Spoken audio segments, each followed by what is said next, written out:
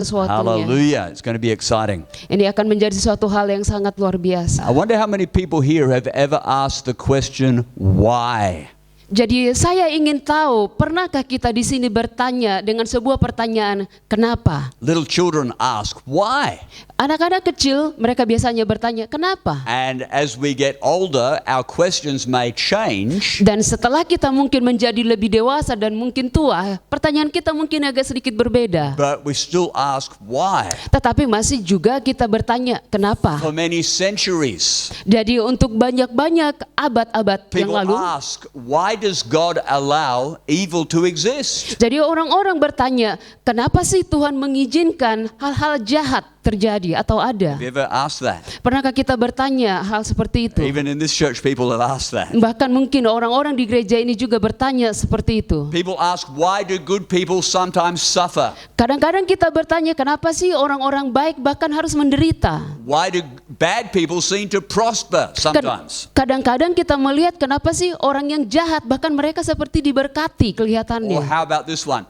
Why was I born? Atau bagaimana dengan pertanyaan ini? Kenapa sih aku harus lahir? What's the purpose? Apa tujuannya? What is the whole purpose actually of life? Jadi apa sih sesungguhnya tujuan utamanya dari kehidupan ini? How many people have ever asked those questions? Come Berapa on. orang kita di tempat ini pernah bertanya seperti It's itu? okay to ask those questions. Sangat baik, enggak apa-apa kita bertanya hal seperti And itu. so we have a passage in the Bible, I believe, that provides some answers. Jadi saya percaya bahwa ada ya, di dalam Alkitab beberapa ayat disediakan untuk memberi jawaban kepada kita atas pertanyaan itu. We're going to see that God has a purpose. Dan kita mau melihat bahwa Tuhan punya tujuan atau maksud. Amen. And so we're going to read Titus chapter 2, verse 11. Jadi kita mau membaca di dalam Titus 2 ayat 11. For the grace of God has appeared that offers salvation to all people, that it teaches us to say no to ungodliness and worldly passions,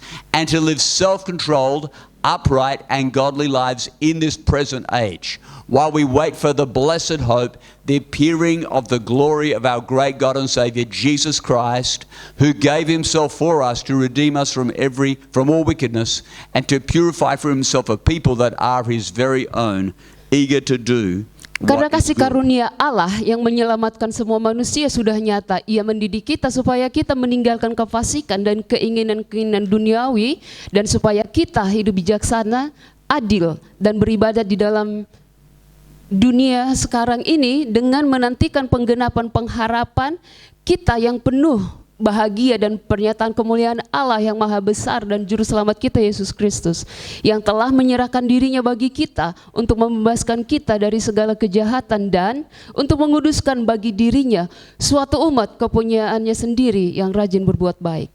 Praise God. Well, I want to look firstly at the very first verse here. It talks about the grace of God that has appeared to all people. Dan kita mau melihat di kalimat atau di ayat yang pertama, di sana dikatakan bahwa kasih karunia Tuhan sebenarnya sudah dinyatakan, sudah ada di dalam manusia. This is where it starts. Di sanalah kita akan mulai. And the Bible is a very logical book. Dan Alkitab adalah sebuah buku yang masuk logika. So there's a flow of thinking here. It starts with the grace of God. Jadi kita melihat di sana ada sebuah kalimat, di sana disebut dengan perkataan kasih karunia Tuhan. How many know what grace means? Jadi berapa orang yang tahu apa sih artinya kasih karunia atau anugerah itu? If you're not sure, it means unmerited favor, something we don't deserve. Kalau kamu tidak tahu artinya, itu adalah maksudnya itu sebuah tindakan yang seharusnya kita tidak layak untuk menerimanya. Even though we are unworthy, this has been freely given to us. Sekalipun kita sebenarnya tidak layak untuk menerimanya, tetapi diberikan secara cuma-cuma kepada kita. And the Bible says this grace has been shown to all people. Dan Alkitab menuliskan bahwa kasih karunia ini sudah ditunjukkan, dinyatakan kepada semua orang. God has shown his grace to all humanity. Dan Tuhan sudah menunjukkan kasih karunia-Nya atau anugerahnya kepada seluruh umat manusia. Through Jesus Christ, God has actually legally purchased forgiveness. Dan melalui Yesus Kristus, pengorbanan yang dilakukan, sesungguhnya bahwa dia secara legal, dia sudah membayar atas kita. Maybe some of us have had the thought, Dan mungkin beberapa di antara kita memiliki pemikiran, I don't deserve to be forgiven. Saya sebenarnya nggak layak untuk diampuni. Or maybe you've had that thought about somebody else. Atau mungkin kamu berpikir bahwa hal itu juga orang lain pikirkan. Somebody we don't like. Dan seseorang yang kita tidak sukai. Somebody that upset us. Seseorang yang kita tidak suka, yang membuat kita sedih. They don't deserve to be forgiven. Dia nggak layak untuk diampuni. And that's the whole point. Dan itulah poin sepenuhnya. That's what makes grace unique. Dan karena itulah membuat kasih karunia itu sesuatu hal yang unik. We don't deserve it, Kita nggak layak but sebenarnya. God showed it. Tetapi Tuhan menunjukkannya. The Bible tells us the famous story, Dan Alkitab menuliskan tentang sebuah kisah yang sangat the terkenal. prodigal son, Yaitu anak yang terhilang. who as a young age asked his father, give me the inheritance now. Dan pada saat dia masih muda, dia meminta hak warisannya kepada orang tuanya sekarang. He took his whole inheritance right then. Dia membawa semua harta warisannya itu bersama dengan And dia. his father gave it to him. Dan bapak ini memberikan kepada dia. And the Bible says he went and spent it all in a foreign land. Dan akhirnya Alkitab menuliskan bahwa anak ini menghabiskannya semua harta kekayaan itu di tempat yang He jauh. had nothing left. Dan akhirnya sampai dia tidak punya apa-apa Not lagi. 1 rupiah. Enggak 1 rupiah pun dia punya And he lagi. was sleeping with the pigs. Dan dia akhirnya tidur bersama dengan babi. That's the only job he could get. Hanya itulah pekerjaan yang dia punya. Feeding the pigs. Dan juga makan dengan makanan He babi. had no food. Dia nggak punya So makanan. he was wanting to eat the pig food. Jadi akhirnya dia harus makan dari sisa-sisa makanan babi. And it was at that point that he thought, I would be better off working as a laborer in my father's farm. Dan pada saat di titik itu akhirnya dia berpikir seharusnya saya lebih baik bekerja di ladang bapakku sebagai seorang He hamba. knew he had no more rights as a son. Dia tahu bahwa dia nggak punya hak lagi sebagai seorang anak. He had spent everything. Karena dia sudah mengambil semua yang menjadi bagiannya. You cannot go back and expect to be received as a son. Kamu nggak bisa lagi kembali kepada bapamu dan mengharapkan sesuatu sebagai seorang anak. But he thought maybe I could be a worker. Tetapi dia pada saat itu dia berpikir mungkin aku bisa menjadi pekerja di tempat So he bapakku. went back, Jadi akhirnya anak ini pulang kembali. planning his speech, Dan dia merencanakan apa yang mau dia ucapkan kepada bapaknya. his apologies, his confession. Dia mau mengakui dan juga dia mau meminta maaf kepada Could I bapaknya. please be a laborer in the farm? Dan mungkin mau memohon, Bapak biarkan aku menjadi seorang pekerja di tanahmu. Straight away, Dan saat itu his juga father langsung. sees him coming, Dan pada saat bapaknya itu melihat dia datang, runs towards him. si bapak ini berlari mendapatkan And this anaknya. is a picture of grace. Dan inilah gambaran dari As the anugerah atau kasih son karunia. begins to confess, Pada saat anak itu mulai mengakui I'm kesalahannya, not worthy. saya nggak layak. The father puts the family ring on his finger, Dan akhirnya si bapak ini kita melihat dia menaruhkan cincin ke jari anaknya ini. puts the family robe around his son, Dan memakaikan dia jubah dari keluarganya untuk anak and he ini. restores him. Dan dia dipulihkan. He says, you were dead, but now you're alive. Dulu dia sudah mati tetapi sekarang dia You were hidup. lost, but now you're found. Dia dulu sudah hilang tetapi sekarang ditemukan. That is grace. Itulah kasih That's karunia. what we receive when we come to Christ. Dan itulah yang kita terima saat kita datang kepada Amen. Kristus. If you've ever struggled with believing that your sins are forgiven, Jadi kalau kamu bergumul mempertanyakan apakah dosa saya sudah diampuni. maybe sometimes in your mind you still think, oh, look, my past, it was so shameful.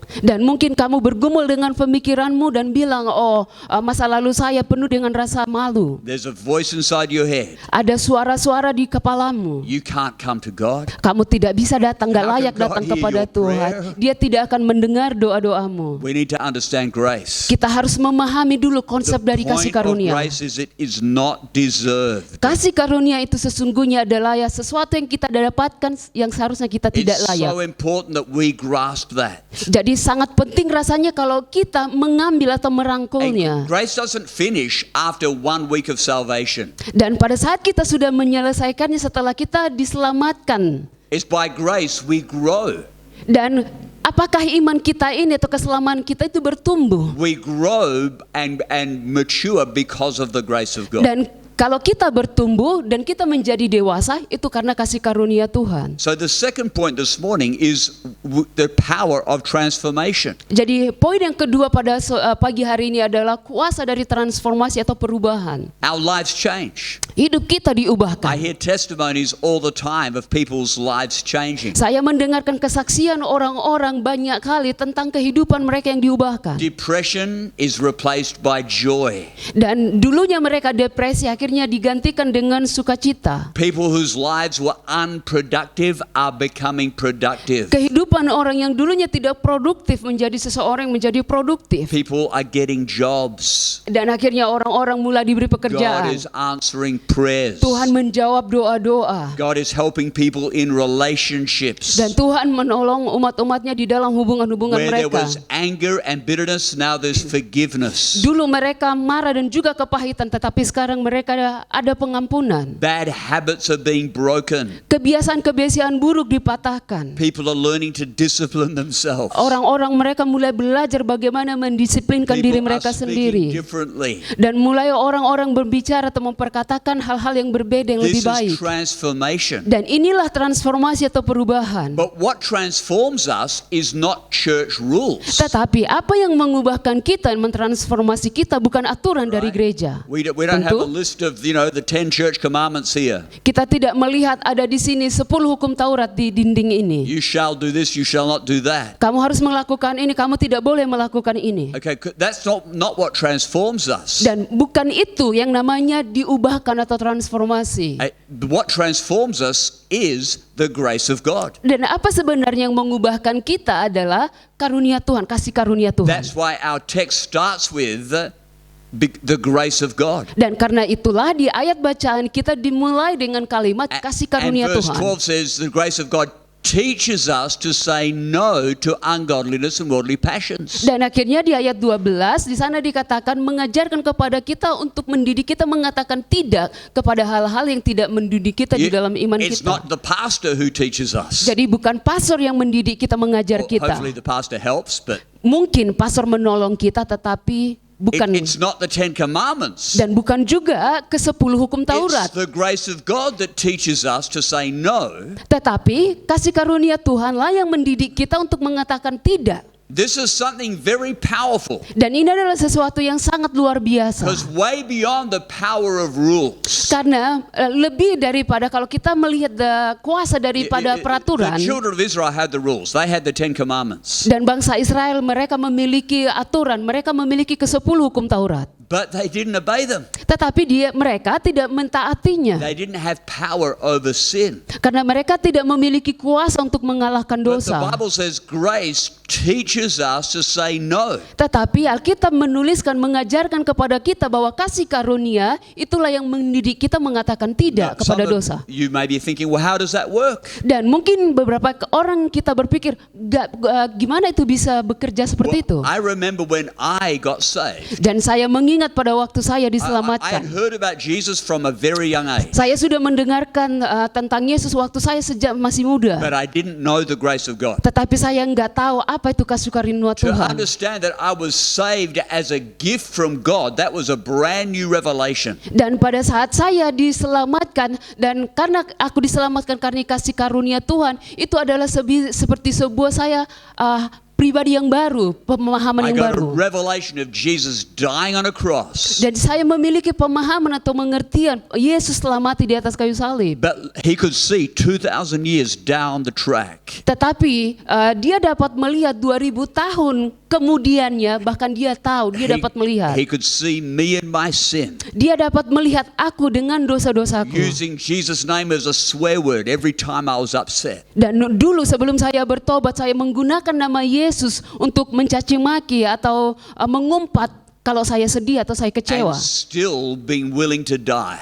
Dan tetapi Tuhan masih tetap mau mati bagi saya. Jesus who said, Father, forgive them because they know not what they do. Dan Yesus mengatakan di atas kayu salib, Bapa ampuni mereka karena mereka tidak tahu apa yang mereka perbuat.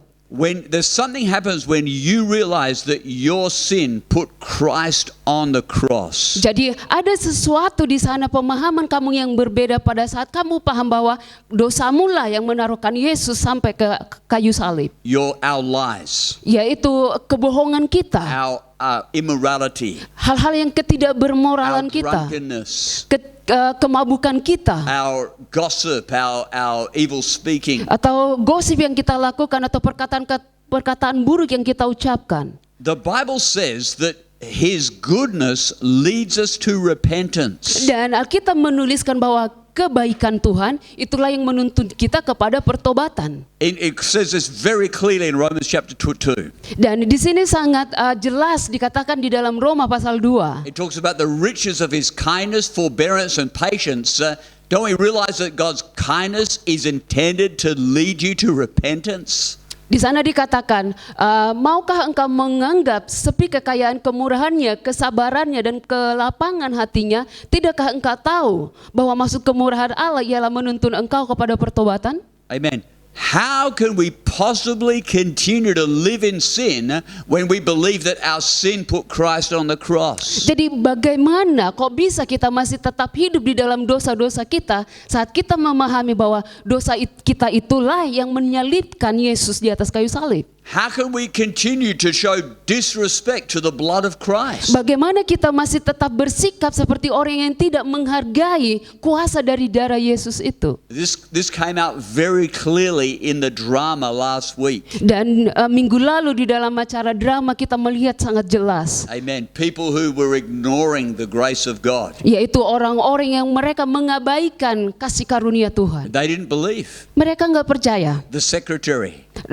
Sekretaris kita One of lihat. them believed, the other one didn't. Satu percaya dan yang satunya lagi tidak percaya. The woman with the daughter. Dan wanita dengan anak perempuannya. The daughter believed, the mother didn't. Anak perempuannya percaya tetapi ibunya tidak percaya. One of them understood the grace of God, the other one was blind. Jadi seseorang bisa memahami, mengerti kasih karunia atau anugerah kemurahan Tuhan, tetapi yang lain mereka buta akan hal itu. But the Bible says it's His goodness that makes us want to repent. Tetapi Alkitab menuliskan bahwa kebaikan Tuhanlah yang menuntun kita kepada pertobatan. It's His grace that gives us the power to change. Jadi anugerahnya Tuhan ini jugalah yang memberikan kita kuasa untuk berubah.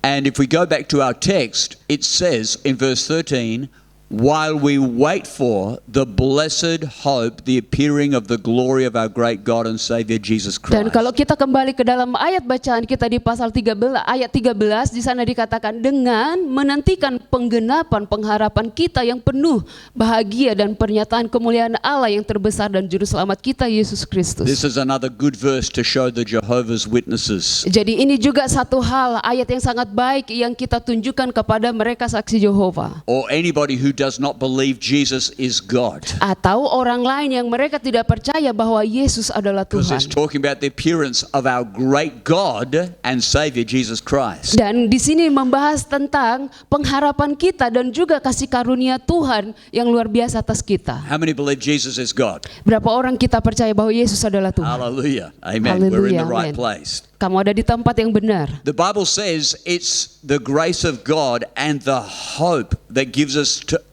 hope to look forward to. Jadi di sana juga dikatakan bahwa kasih karunia Tuhanlah yang memberikan kita pengharapan dan juga pengharapan untuk melihat akan masa depan atau masa yang akan That datang. because of that hope we purify ourselves. Dan karena pengharapan itulah akhirnya kita memurnikan diri kita sendiri. People who have no hope Orang-orang yang tidak memiliki pengharapan, are only living for the pleasure of the moment. maka mereka akan berusaha hanya mencari atau menyenangkan kehidupan mereka pada saat itu saja atau sementara. They're not even thinking about tomorrow because they have no hope of the future. Mereka bahkan gak memikirkan besok, hari besok, karena mereka gak memiliki pengharapan untuk masa depan. So they're just living for the flesh, whatever feels good now. Jadi mereka hanya hidup untuk menghidupi kedagingan mereka, apa yang mereka hidupi saat ini. They've actually got nothing else to look forward to. Jadi bagi mereka nggak ada hal lain lagi yang perlu mereka harapkan untuk ke depan. In 1 John chapter 3 verse 3, the Bible says, all who have this hope in themselves purify themselves just as He is pure. Dan di 1 Yohanes 3 ayat 3 di sana dikatakan setiap orang yang menaruh pengharapan itu kepadanya menyucikan diri sama sepertinya dia yang adalah suci. Amen. You need some encouragement to live clean for God? Jadi apakah kamu hidup atau menghidupi hidup yang kudus atau yang suci bagi Tuhan? Amen. Just think of our future in Christ. Jadi pikirkan tentang masa depanmu di dalam Amen. Kristus. Once again, the drama, Heaven's Gates. Dan sekali lagi kita merujuk kepada drama pintu surga. Amen. Walking through those gates. Dan orang-orang yang melewati pintu The itu. music playing. Dan pada saat musik dimainkan. Amen. I still remember Rich and Carrick jumping out of those gates. Was it Pete and Bill? Heaven is real. Don't you miss it. Dan kita masih mengingat bagaimana Pak Richard melompat dari pintu itu dan dia bilang, jangan kamu lewatkan. Amen. That's what God wants to say to us. Dan itulah yang Tuhan inginkan atau sampaikan kepada Even if that kita. was the only part you remember. Dan kalaulah hanya itu saja bagian yang kamu ingat. Amen. Heaven is real. Don't you miss it. Surga itu adalah nyata, jangan kamu lewatkan. Amen. This verse also gives us a great, clear picture of God's whole purpose. Dan ayat ini juga memberikan kita gambaran yang jelas tentang pengharapan atau tujuan kita. What is the purpose of God in creation? Jadi apa sih tujuan Tuhan di dalam penciptaan? What is the purpose of God in history? Jadi apa sih tujuan Tuhan sebenarnya di dalam sejarah, sepanjang sejarahnya? What's He planning? Apa rencananya Well, here Tuhan? it says it very clearly. Dan kita akan melihat dengan jelas di sini. Verse 14. Di ayat Who 14. gave Himself for us to redeem us from all wickedness and to purify for Himself a people that are His very own, eager to do what is good. Yang telah menyerahkan dirinya bagi kita untuk membebaskan kita dari segala kejahatan dan untuk menguduskan bagi dirinya suatu umat kepunyaannya yang sendiri yang rajin berbuat baik. That is exactly what God's doing here Dan itulah yang ingin Tuhan lakukan kerjakan di in sini. the Potter's House Bali, Di dalam gereja Potter's House but Bali all over the world. dan bahkan di seluruh dunia. He's doing it in Iran. Tuhan sudah lakukan di Iran. He's doing it in China. Tuhan lakukan sudah di Cina. He's doing it in Russia, Dia juga lakukan di Rusia, Australia, di Australia, the islands of the earth. dan bahkan pulau-pulau di bumi ini. He's redeeming, He's gathering a people. Dan dia menebus dan dia mengumpulkan umat-umatnya. He's calling. Dia panggil mereka. Amen. He's calling people on the beach. Tuhan memanggil orang-orang yang di pantai. He's calling people in the lapangan Tuhan juga memanggil orang-orang yang di as they're lapangan. hearing the gospel. Pada saat mereka mendengarkan kabar Injil. Amen. Even through Instagram, Bahkan melalui Instagram. people are hearing the voice of God. Orang-orang mendengarkan suara And Tuhan. He's gathering a people who will live clean before Him. Dan Tuhan mengumpulkan orang-orang atau umat-umatnya yang hidup suci bagi Dia. And the Bible says He is purifying for Himself a people. Dan di sana dikatakan bahkan Dia sendiri menguduskan umat-umatnya bagi Dia. As His people are being transformed Dan pada saat umat-umatnya ditransformasi, by diubahkan the grace of God. oleh karena anugerah Tuhan. This is a process, you notice. Dan ini adalah prosesnya, kamu It tahu doesn't itu. all happen in one day. Itu nggak akan pernah terjadi hanya dalam satu You hari. can be forgiven in one moment. Kamu bisa diampuni, dimaafkan detik itu juga. And we're going to have a prayer at the end of this service. Dan di akhir daripada ibadah ini kita akan ada melakukannya. We're going to pray for Kita those akan that berdoa. need forgiveness. Kita akan berdoa bagi mereka yang butuh pengampunan. But the process of purification, that's a process. Tetapi kalau kita di sini menyebut tentang penyucian, itu It membutuhkan involves proses. us appreciating the grace of God. Dan ini juga melibatkan hati yang mengapresiasi atau menghargai anugerah kasih karunia Making Tuhan. decisions that we want to get closer to God. Membuat keputusan bahwa kita ingin dekat dengan Tuhan. Who wants to get closer to God? Siapa yang ingin dekat dengan You Tuhan? want to get closer to God? Ada yang ingin dekat dengan Tuhan? Do you know I've got good news for you? Kamu tahu saya punya kabar baik bagi You can kamu. be as close to God as you want to be. Kamu bisa dekat kepada Tuhan sedekat yang kamu mau. That's so true. Dan ini sangat nyata, sangat benar We adanya. can pray as much as we want. Dan kita juga bisa berdoa sebanyak yang kita mau. We can hear God's word and read God's word as much as we want. Kita bisa mendengar, kita bisa juga membaca firman Tuhan sebanyak yang kita mau. So we can be as close to God as we want to be. Jadi kita bisa dekat dengan Tuhan sedekat yang kita inginkan. When we truly see the grace of God, Dan pada saat kita melihat dengan sungguh-sungguh kasih anugerah Tuhan itu, how can you say no to that man bagaimana kamu masih bisa tetap bilang tidak kepada dia, who died on Yesus, the cross? yang telah sudah mati bagi kamu di atas kayu salib? Remember that classic? Kamu ingat gerakan itu yang How can you sangat... say no? Brett's not going to forget that in a hurry. He practiced it hours and hours. Kita lihat Brad belajar sangat lama untuk hal itu. And the point is that we want everybody to think is, how can I say no? Jadi tujuannya di sana, poinnya adalah kita mau mengatakan, kok bisa orang masih bisa bilang tidak untuk hal itu? Why would anybody say no? Kenapa masih ada orang yang bilang tidak? Well, they're missing something. Oh, karena mereka tidak memahami, They're mereka melewatkan blind. sesuatu, atau mungkin mereka buta.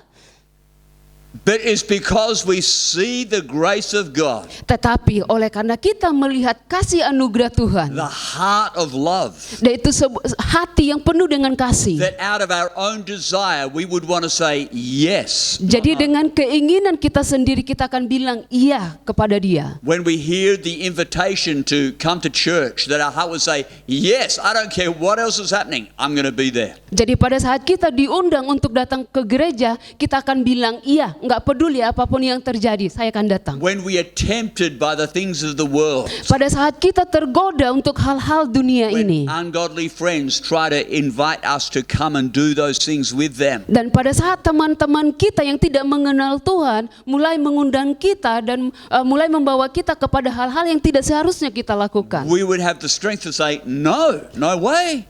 punyakah kita kekuatan untuk bilang tidak, aku tidak mau melakukan itu? I still remember, Saya masih ingat, I used to be a smoker. dan waktu itu saya masih perokok. I knew it was bad, but I was addicted. Saya tahu itu sangat buruk, tetapi saya sangat ketagihan akan hal itu. And I had other addictions as well. Dan juga ketagihan dengan hal buruk yang But lainnya. after I got saved, Tetapi setelah saya diselamatkan, I was catching a boat to a resort island. dan saya pergi ke sebuah pulau menggunakan perahu.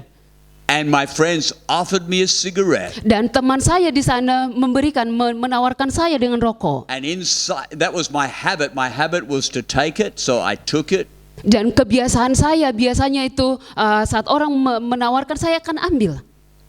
But as they lit the cigarette, there was something in me that said, you don't need this. Dan begitu saya mengambil rokok itu dan saya lihat, dan pemikiran datang kepada saya seperti, kamu nggak membutuhkan ini lagi. You're a new person now. Kamu adalah pribadi yang baru sekarang. So I dropped that cigarette and put it under my foot. Dan akhirnya saya jatuhkan rokok itu dan saya injak di bawah kaki. And I've never touched another cigarette again. Dan semenjak dari saat itu saya nggak pernah menyentuh rokok lagi. Not because I'm a strong person, Bukan karena saya seseorang yang kuat, but by the grace of God. tetapi karena kasih anugerah Tuhan. Amen. And that's the power of transformation. Dan itulah kuasa dari transformasi atau perubahan itu. Amen. The Bible says God's purpose is to purify for himself a people that are eager to do what is good or zealous for good works. Dan di sana kita melihat bahwa Tuhan sendiri dia menguduskan bagi dirinya suatu umat kepunyaannya sendiri yang rajin berbuat baik. When we understand the grace of God, Dan pada saat kita mengerti, memahami kasih karunia not Tuhan, only do we want to avoid sin, bukan hanya kita menghindari untuk satu atau dua dosa saja, but we want to be close to God and please God. tetapi kita ingin lebih dekat lagi dan menyenangkan hati Tuhan. The Bible talks about the early church, Dan Alkitab menuliskan tentang gereja how mula-mula. the people began to be devoted. Bagaimana mereka, umat-umat pada saat itu, mereka begitu sangat memberikan diri They sepenuhnya were kepada Tuhan. devoted to come together and to worship God Dan mereka sungguh-sungguh mereka datang bersama-sama dan mereka menyembah Tuhan. and hear the word of God Dan mereka mendengarkan Injil and bersama-sama. fellowship. Mereka beramah-tamah berfellowship just like bersama. we are going to fellowship. Sama halnya yang akan kita lakukan nanti berfellowship. They had a brand new appetite. Jadi mereka memiliki kebiasaan yang baru Tuhan And berikan. this is what's still happening all around the world. Dan ini masih terjadi, masih berlaku di seluruh dunia ini. People that used to have an appetite for sin, Dulu yang mereka suka di dalam hal-hal dosa, used to have an appetite just for earning money, dulu yang mereka sangat suka hanya untuk mengumpulkan banyak uang, just for building possessions. dan juga membangun harta kekayaan mereka sendiri. People who have an appetite just for worldly pleasure. Orang-orang yang berusaha menyenangkan keinginan duniawi mereka. Now our pleasure is reaching people for Christ. Sekarang setelah mereka mengenal Tuhan, mereka keinginannya untuk menjangkau orang How lain can bagi I win Kristus. my family to Christ? Bagaimana saya bisa memenangkan keluarga saya bagi How can I Yesus? bring my friends to Bagaimana church? saya bisa membawa teman-teman saya ke gereja? Our desire is to please our Creator. Jadi keinginan kita adalah ingin menyenangkan pencipta kita. The Bible says this is exactly what God is doing. Dan Alkitab menuliskan inilah sesungguhnya yang ingin Tuhan lakukan, kerjakan. This is God's focus. Dan inilah fokusnya Tuhan. This is His eternal enterprise. Dan inilah sesungguhnya tujuan utamanya Tuhan. God is, all of Sanua was very impressed when Bali Icon was finally opened. Dan kamu tahu, seluruh Sanur mereka sangat terkesima melihat akhirnya Mall Icon dibangun. And most of us were pretty impressed as well, right? We've all been there, right? Kebanyakan kita yang sudah pergi ke sana, kita pasti Right. terkesan melihat bangunan Mall Icon. Who has never been to Bali Icon? Siapa yang Raise your belum pernah ke Mall Icon di sini? hand. Was that a hand? Oh yeah, a couple. Oh, okay. We've got some very, very, very pure and godly people here. But God is not impressed by Bali Icon. God's impressed by the people that are being purified and becoming more like Jesus. Dan kamu tahu bahwa sesungguhnya Tuhan tidak terkesan dengan bangunan Mall Icon. Tuhan terkesan dengan orang-orang atau umat-umatnya yang mereka mau menyucikan diri mereka bagi Tuhan. People who are eager to do what is good. Dan orang-orang atau umat-umat yang mereka ingin melakukan apa itu hal-hal Their baik. first desire is to do what's pleasing to God. Dan kehendak atau keinginan utama kita adalah ingin melakukan apa itu yang menjadi kehendak Tuhan. Is that talking about you this morning? Apakah kita sedang membahas kamu pagi hari Are ini? you one of these people Apakah kamu ingin menjadi orang-orang yang seperti kita sebut? that God has chosen and called? Yaitu yang sudah Tuhan pilih dan juga Tuhan panggil. I believe God has called every person in this place. Saya percaya bahwa Tuhan memiliki panggilan atas setiap pribadi orang-orang di tempat ini. Otherwise you would not be here.